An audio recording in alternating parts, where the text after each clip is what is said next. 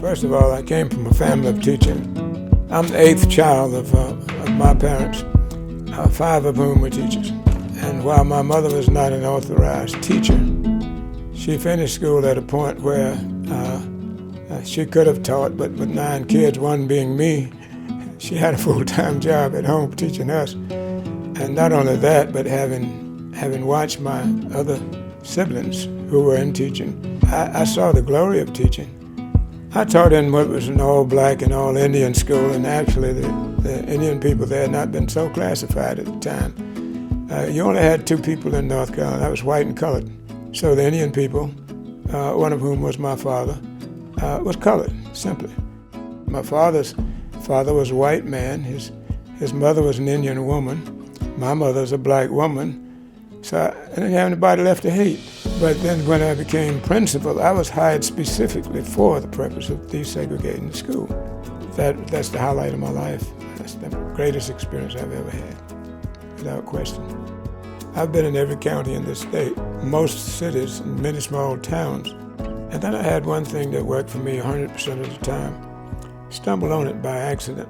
I was going down to Hyde County, of all places, to meet with a rather heterogeneous gathering.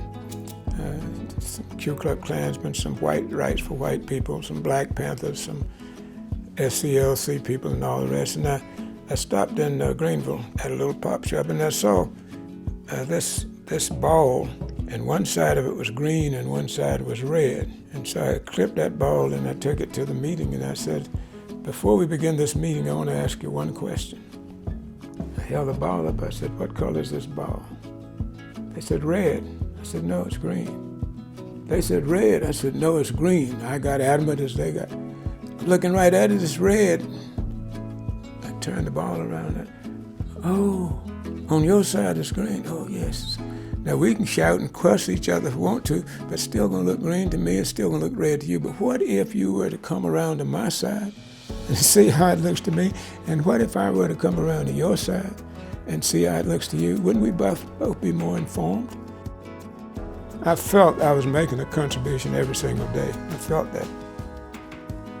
But I've been retired for 20 years, and who would remember? So for somebody to remember now that I might have, deserve this, it really chokes you up.